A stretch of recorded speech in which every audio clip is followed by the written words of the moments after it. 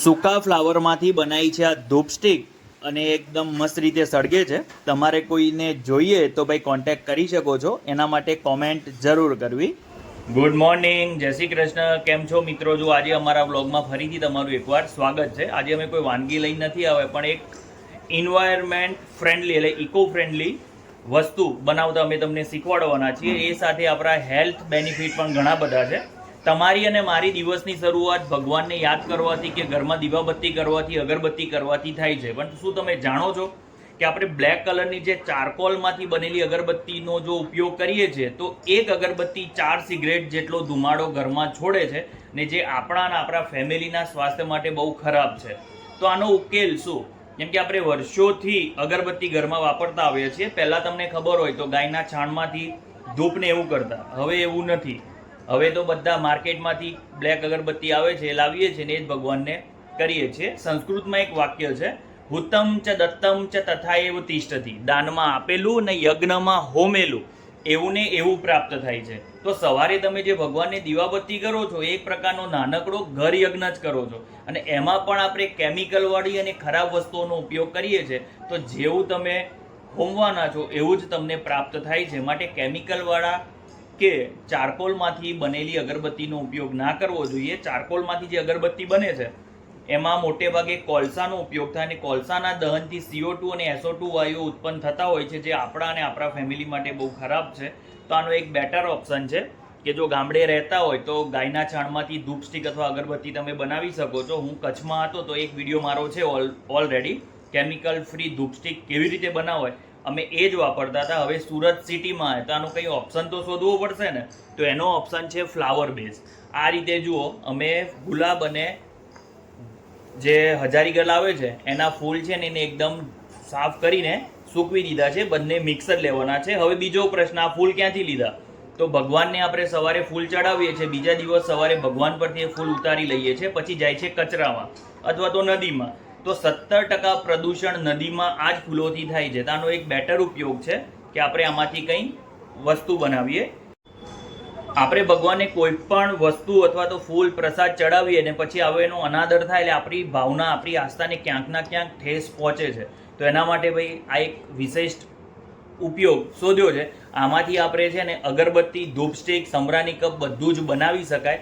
તો ચાલો આનો ઉપયોગ કરીને આજે આપણે અગરબત્તી બનાવતા તમને શીખવાડીએ, જે એકદમ ઇકો ફ્રેન્ડલી છે, અને ઘરમાં તમે એનો ઉપયોગ કરશો તો મજા આવશે. પ્લસ તમારા ઘરના બધા જ ફેમિલી મેમ્બરનું સ્વાસ્થ્ય પણ સારું રહેશે. હું જ્યાં જોબ કરું છું ત્યાં નીચે મહાદેવનું મંદિર છે, તેમાં ભક્તો ઘણા બધા ફૂલ ચડાવે છે. બીજા દિવસે બધા ફૂલ હું ત્યાંથી કલેક્ટ કરું છું. ત્યાં મહારાજને કીધું છે બધા ભેગા કરી રાખે છે, પછી એને આવીને અગાસીમાં સૂકવી દઉં છું. અને સુકાયા પછી આ ફૂલને આ રીતે અલગ અલગ પાડી દેવાના. આ રીતે એકદમ ઝીણા તૈયાર થઈ જશે. હવે આ ફૂલનો ઉપયોગ કરી આપણે અગરબત્તી બનાવશું. જો આ ફૂલ હું નથી લેતો તો એ દિવસે બધા ફૂલ કચરામાં જાય છે, અને ક્યાંક ને ક્યાંક આપણી ભાવના આહત થાય, આપણી આસ્થા સાથે ઠેસ પહોંચતી હોય કે એવું લાગે કે સવાર સુધી જે ભગવાનની શોભા હતા, ભગવાનને ચડાવેલા ફૂલ હવે કચરા ભેગા થયા છે. એ આમ તો મજા ના આવે, પણ હવે એનો કોઈ ઉપયોગ પણ નથી. જો ગામડામાં હોય તો તમે ખેતરમાં કે અથવા તો ક્યાંક દાટો તો આનું એક પ્રકારનું ખાતર પણ બની જાય. અને એ સિવાય જો અહીં તો છે ને પછી તાપી નદીમાં બધા ફૂલને પધરાવવામાં આવે છે, અને નદીમાં જ્યારે તમે ફૂલ પધરાવો છો એટલે મોટાભાગના ફૂલ છે ને ત્યાં કોવાય અને નદીમાં પ્રદૂષણ પેદા કરે છે.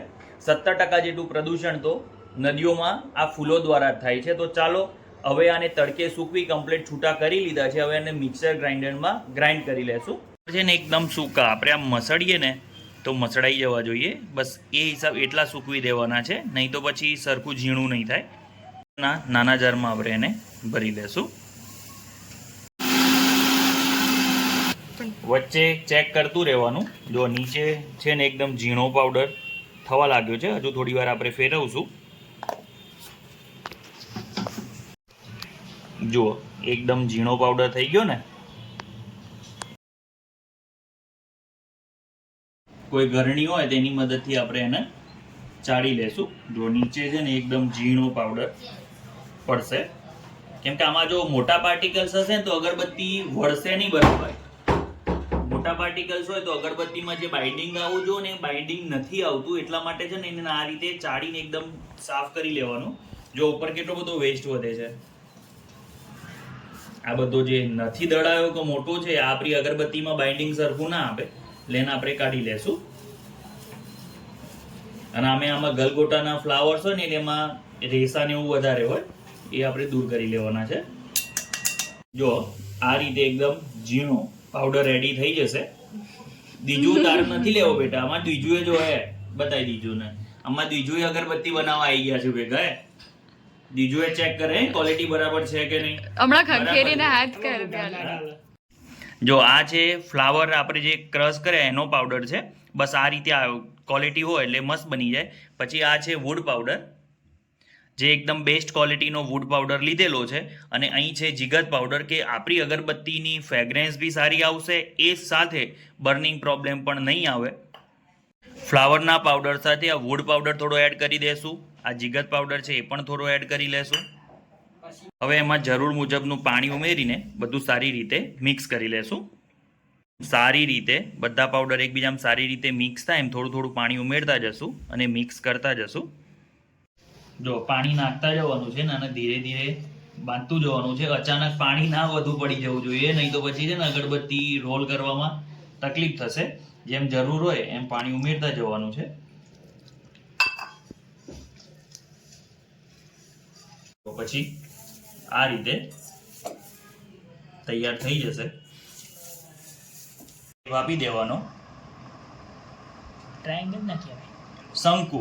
ઓકે, શંકુ શેપ આપી દેવાનો. પછી એની બેઠક બનાવવા આ રીતે છરીથી તમે અંદાજે તમને જે માપની જોઈતી હોય કાપી એનામ સીધી કરીને પાછી ફરી એકવાર રોલ કરો એટલે તમારી ધૂપ સ્ટિક રેડી. ઓકે, લોંગ ધૂપ સ્ટિક જોઈતી હોય તો પછી મશીનમાં બનાવવી પડે, એ આ રીતે ના બને. આ બધા બનાવો છો પણ એમનાથી પરફેક્ટ આકાર જ નહીં આવતો, મોબાઈલ પકડી બેહી રહે. હું બનાવું જોવા ગાઈસ મારી જો બતાય એને હળગાવાની કેવી રીતે નવે ડાયરેક્ટ ધડાકો જ થાય. બ્લાસ્ટ. હવન કુંડ તૈયાર કરો પડવાનું હરગાવા. અહીં અમે અમારો અગરબત્તી વાળો પ્રોજેક્ટ લઈને બેઠા છે ને આ બધી ગેંગ છે ને એમાં હસ્તક્ષેપ કરે છે, ખોટા હેરાન કરે જાય. ખોટી ખોટી કોમેન્ટો કરે. કોનું પૂછ્યું તું યાર? જેમિનાઈ ના મારા આરા કુછ બોલ નહીં રહા હે. JV9 ને કોલ કરીને એને હેરાન કરતો હતો. બહુ અઘરી નોટ છે આ, લાગે એવો. જો અહીં થોડી અમે અગરબત્તી બનાવી છે. એના પહેલા છે ને પેલા ધૂપકોન આવે એ હિસાબે ધૂપકોન બનાવ્યા છે. સોનું લઈ આવે તો આપણે બતાવીએ. ચલો ધૂપકોન. હજુ આ રીતની સ્ટીક છે. હવે આ સ્ટીકમાં આપણા ઉપર છે ને રોલિંગ કરીને આપણે અગરબત્તી બનાવીએ છીએ. ઘણા લોકો અગરબત્તી નથી વાપરતા, ધૂપ સ્ટીક વાપરતા હોય, સમરાની કપ વાપરતા. અમે બધું યુઝ કરીએ છીએ. થોડા ધૂપ કપ સમરાની ધૂપ સ્ટીક જેવું બનાવ્યું છે. હવે થોડી અગરબત્તી રોલિંગમાં થોડી વાર લાગે છે, કેમ કે આપણી પાસે એવી કોઈ પ્રેક્ટિસ ના હોય. પણ તમે પોતે જો પ્રેક્ટિસ કરશો તો તમે આમાં સફળતાપૂર્વક તમે એને બનાવી શકશો. હું તમને બતાવું કેવી રીતે બનાવીએ છીએ. એના પહેલા તમે જોઈ લો અમારી ધૂપ સ્ટીક બનીને તૈયાર થઈ ગઈ છે. બધાને ચક્કર આયા. જો અમારી બધી ધૂપ સ્ટીક છે ને આ તૈયાર થઈ ગઈ છે. 2-4 કલાક તડકે સુકાશે એટલે એકદમ મસ્ત થઈ જશે. જો આ રીતે હેન્ડમેડ છે, કોઈ મશીન મેડ કે એવું કાંઈ નથી. મસ્ત રીતે ભગવાન આગળ સળગાઈ શકીએ છીએ. જો હમણાં જ મૂકી હતી તો બી ઓલમોસ્ટ અડધા ઉપર તો સુકાઈ ગઈ છે. હવે કાલે આપણે એનો યુઝ કરી શકીશું. હજુ તમને બતાવું અગરબત્તી કેવી રીતે બને છે. આ રીતે આપણે જે તૈયાર કર્યું છે એ બેટર લઈ લેવાનું છે અને આ રીતે રોલિંગ કરતા જવાનું.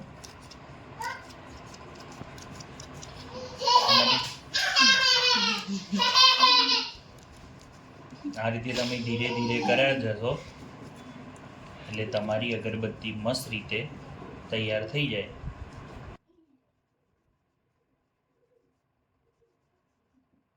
જ્યાંથી આપણી સ્ટીક પૂરી થાય ત્યાંથી તેના ઉમારી પછી ફરી એકવાર એનું લેવલ કરી લેવાનું. આગળનો ભાગ આ રીતે પાછો થઈ જાય.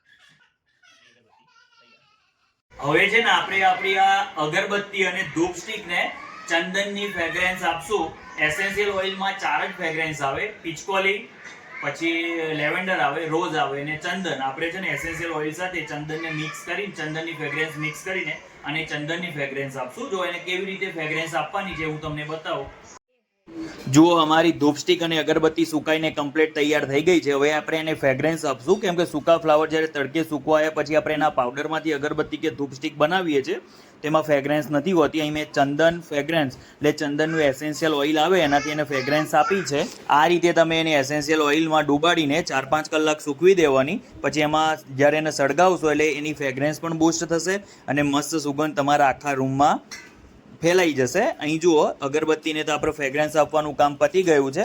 હવે ધૂપસ્ટિકની અંદર પણ એસેન્શિયલ ઓઇલ તમે વધારે કે ઓછું તમને જેટલી ફ્રેગ્રન્સ ગમતી હોય, જે સુગંધ તમારે જેટલી તીવ્ર જોઈતી હોય એ હિસાબે એની અંદર તમે ફ્રેગ્રન્સ ઉમેરી શકો છો. એસેન્શિયલ ઓઇલને સારી રીતે ધૂપસ્ટિકમાં પણ કવરઅપ કરી લેશું. 3-4 કલાક પછી એને તમે ભગવાનની આગળ પ્રગટાવી શકો છો. તમારા આખા જ રૂમમાં સુગંધ ફેલાઈ જશે. જો ધૂપસ્ટિક અને અગરબત્તી બંને મસ્ત રીતે સળગે છે.